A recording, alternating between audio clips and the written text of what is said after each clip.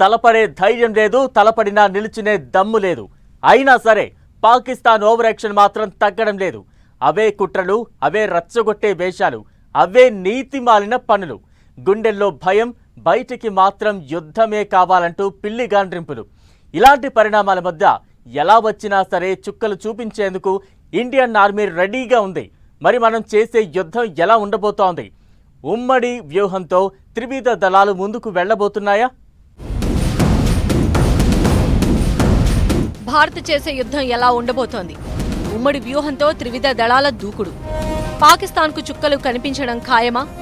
భారత్ దాటికి పాకిస్తాన్ అసలు నిలవగలదా?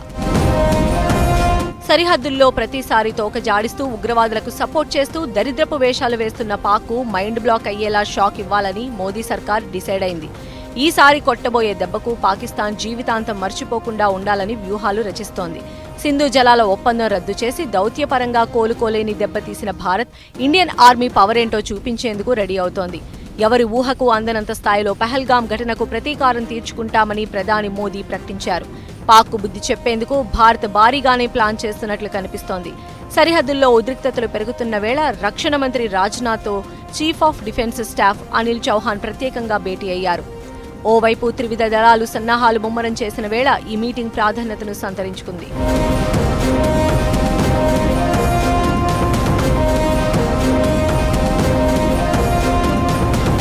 కూలిపోతున్న ఆర్థిక వ్యవస్థ, పెరిగిపోతున్న పేదరికం, పూట గడవటానికే కష్టంగా ఉన్న బతుకులు. ఇది పాక్ పరిస్థితి. ఒకప్పుడు భారత్ మీద జనాల్లో విద్వేషాన్ని నూరుపోసి పాక్ పాలకులు పబ్బం గడిపేవారు. అయితే ఇప్పుడు పరిస్థితులు మారిపోయాయి. సొంత పాలకుల మీద అక్కడి జనాల్లో ఆగ్రహం పెరుగుతోంది. భారత్పై అక్కడి జనాల్లో వ్యతిరేకత తగ్గుతోంది.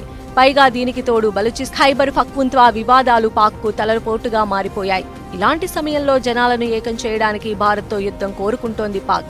అయితే ఇలాంటి దగుల్బాజీ ఆలోచనలు చేస్తున్న పాక్ నడ్డి విరిచేందుకు ఇదే కరెక్ట్ టైం అనే అభిప్రాయాలు వినిపిస్తున్నాయి. మోదీ సర్కార్ దానికి వ్యూహాలు రచిస్తూ ఉండగా త్రివిధ దళాలు సిద్ధంగా ఉన్నామంటూ ప్రకటనలు చేస్తున్నాయి. దీంతో పైకి ధైర్యంగా నటిస్తున్నా పాక్ గుండెల్లో రైళ్లు పరిగెడుతున్నాయి.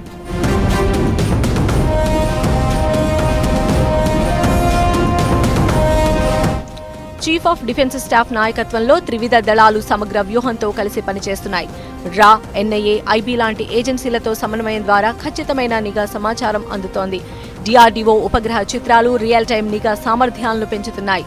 నావికాదళం, రా, కోస్ట్ గార్డ్ సముద్ర నిఘా సమాచారాన్ని పంచుకుంటున్నాయి. భారత త్రివిధ దళాల సమన్వయ సన్నద్ధత దేశం ఏ సవాలైనా ఎదుర్కొనేందుకు పూర్తిగా సిద్ధంగా ఉందని స్పష్టం చేస్తోంది. పాకిస్తాన్ నుంచి ఏదైనా రెచ్చగొట్టే చర్య జరిగితే భారత ప్రతిస్పందన గతంలో కంపేర్ చేస్తే స్పీడ్గా, క్లియర్గా, ఎఫెక్టివ్గా ఉండే అవకాశాలు కనిపిస్తున్నాయి.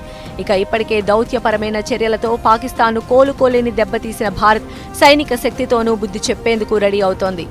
ఇక అటు ప్రపంచ దేశాలన్నీ భారత్కు మద్దతుగా ఉండడంతో పాక్ దిక్కుతోచని పరిస్థితుల్లోకి వెళ్లిపోయింది.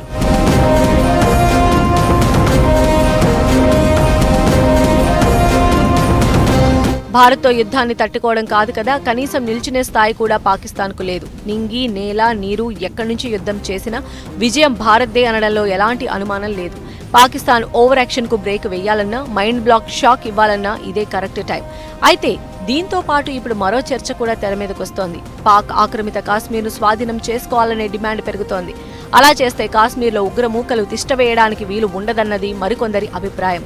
దీంతో పాటు కాశ్మీర్ సమస్యకు ఒక పరిష్కారం కూడా దొరికినట్లవుతుందన్నది ఇంకొందరి ఒపీనియన్. అయితే ఒక్కటి మాత్రం క్లియర్, పాక్కు బుద్ధి చెప్పేందుకు మోదీ సర్కార్ భారీగానే ప్లాన్ చేస్తోంది. దీనికోసం త్రివిధ దళాలు కూడా అలర్ట్ అయ్యాయి. యుద్ధమే కావాలనుకుంటున్న పాక్కు తోక జాడిస్తే చుక్కలు కనిపించడం ఖాయం. ఆ భయాన్ని కవర్ చేసేందుకే పాకిస్తాన్ బిల్డప్లు ఇస్తున్నట్లు కనిపిస్తోంది.